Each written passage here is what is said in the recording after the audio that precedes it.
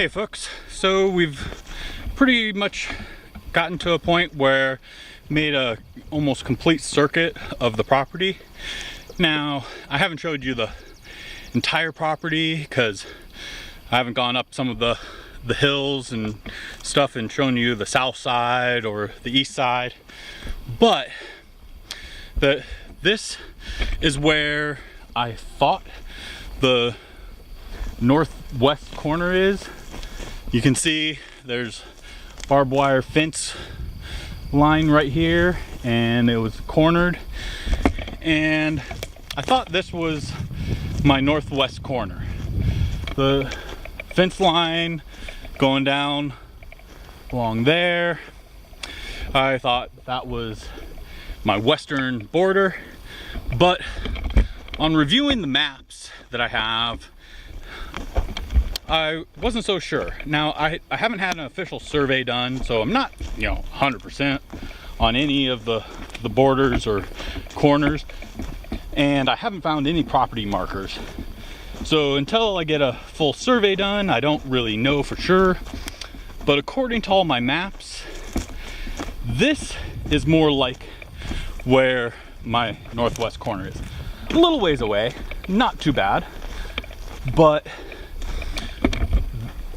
somewhere in these trees here is where I think my corner is.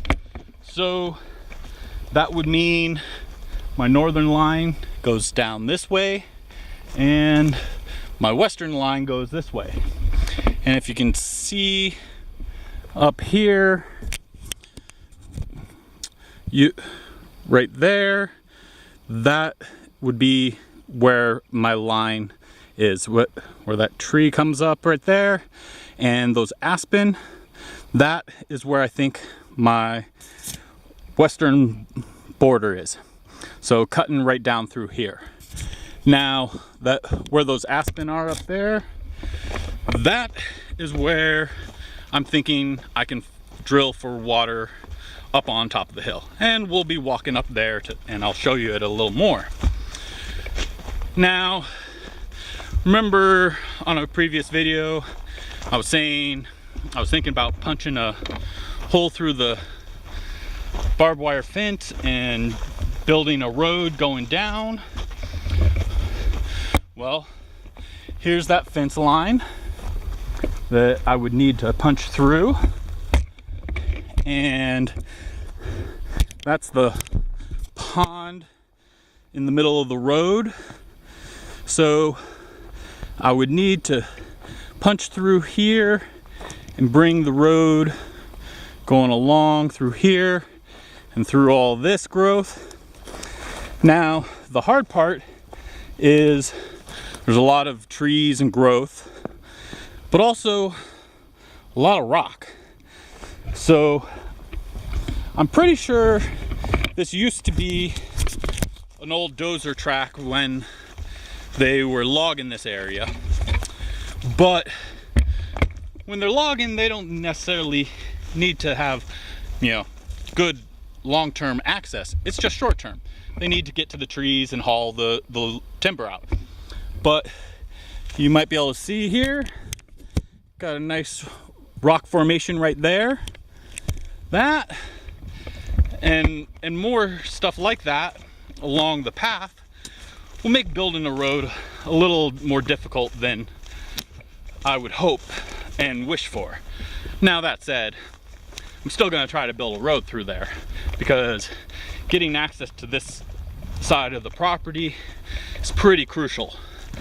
Not just for trying to drill a well, but just to have access to the property in general, to get timber, to come out and do stuff. If I have to go around the long way, it makes it a little difficult. But you can see, have to punch through all that growth, get down that hill and go down through all that to make a road. That's gonna be fun, but worth it in the long run. Now, that's not something I'm going to do anytime soon, even once I get my dozer, that's not the first priority. First priority is to build the landing pad or the build site, level that out, and get working on building my permanent home. Get out of that trailer. I don't want to be there.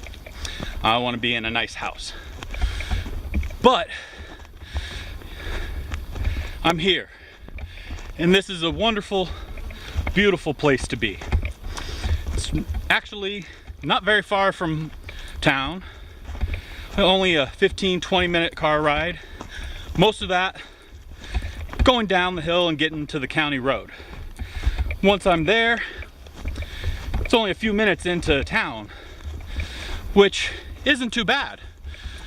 Being up here in this wonderful place and living in this wonderful natural setting, yet being so close to town, but not feeling like I'm too close to town. I rarely hear any motors or cars because I'm up in this sheltered space. Basically, most of my property is in between 3 hills. This hill that I'm up on top of right now, this hill behind me right here, and the hill to the eastern side of my property and the pond. So I'm in a bowl that keeps most of the sound and sight of civilization out from my living. This is great. Quite a few times I've come out of my trailer, looked around, and just been amazed at this wonderful natural place that I get to live in. I mean, look at this. Amazing, amazing place. This is living. This is living nice and large. But just down here is town. Right down there is the town of Oroville. And right now, if you can see, the river's been flooding.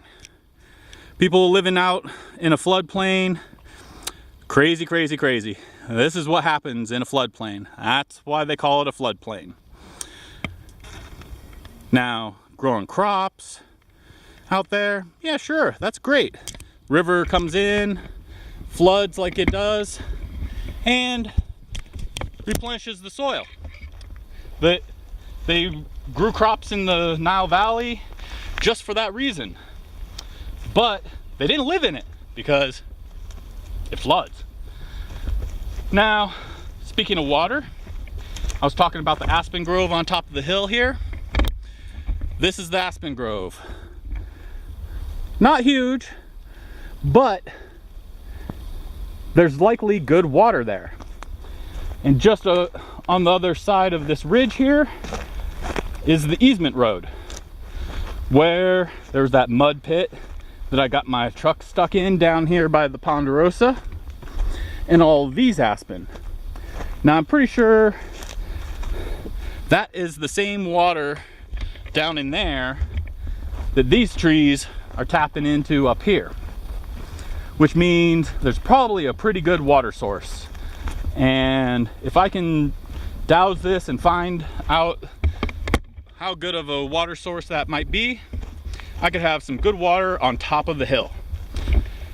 Now the tricky spot is this is pretty much my property line border. I'm thinking on top of this ridge is actually my border, but because I haven't gotten it surveyed yet, I'm not positive.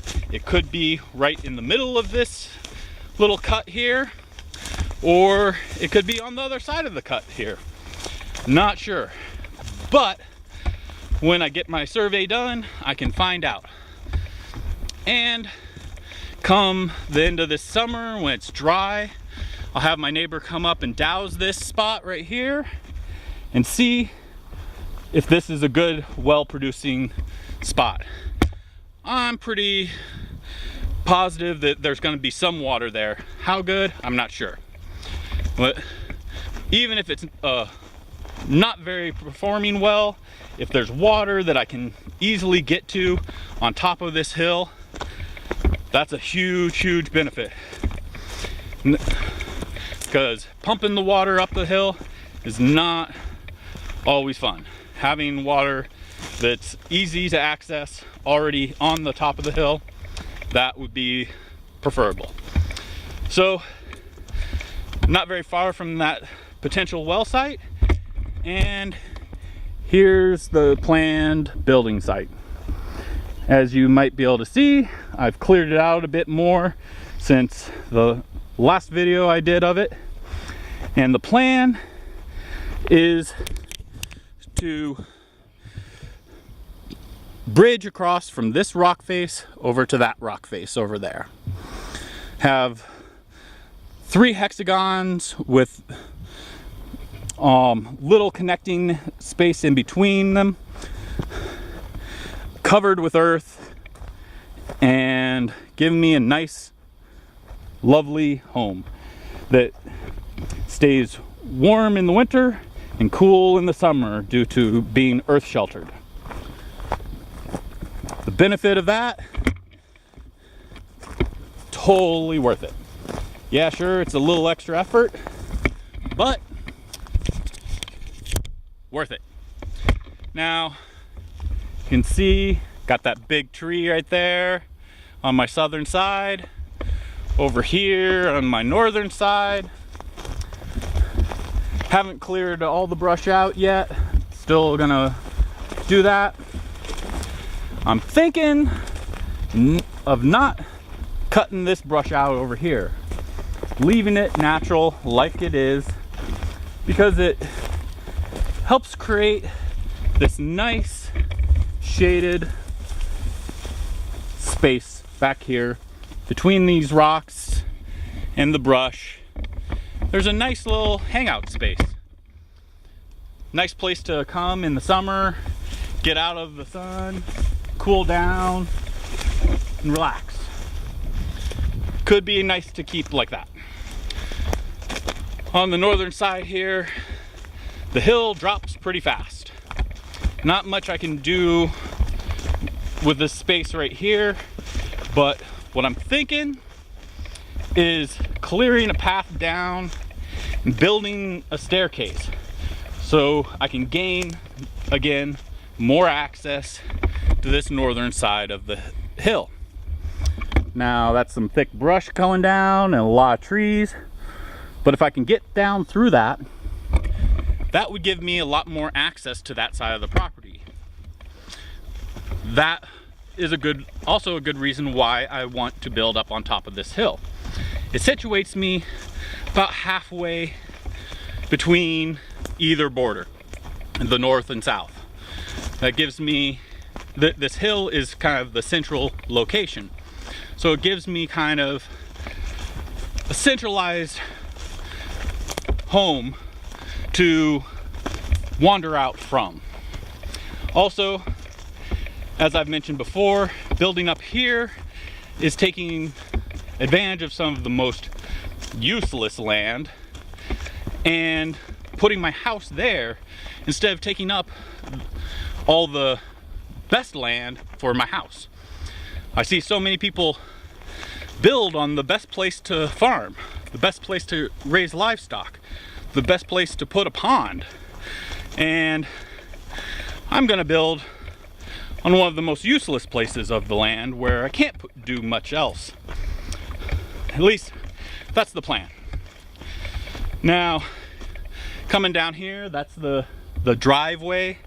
Now, I say driveway, that's really gonna be drop off big heavy objects, you know, bring in the groceries and drop them off, and then drive back out.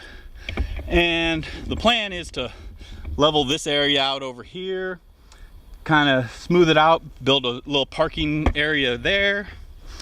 And over here, where I've cleared out some more, I want to build more parking. Parking, garage, and covered workspace. The idea, again, going with the earth sheltered design, building up over here, out and over to here, and doing an earth covered roof.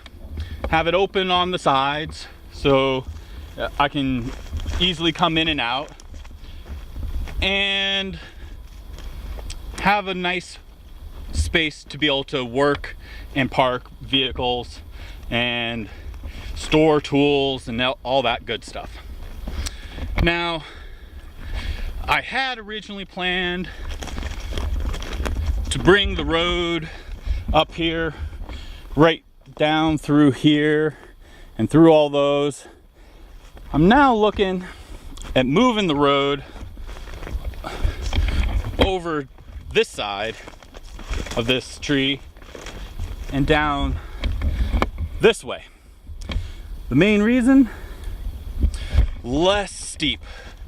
This over here is quite steep, and to drive up and down, that's going to be a pain in the winter when it's snow and ice, in the spring when it's all muddy. Coming up and down this and having a steep angle on the road just isn't smart. So instead, if I bring the road out this way, I can lessen the slope of the road, bring it up right through there, have it come down through here, knock some of those bushes out, and it'll be a lot shallower of an angle. That will make a much better road. One of the other things I've done recently is I moved my solar panels over here. I was getting shaded out in the morning by these trees because my solar panels were down there.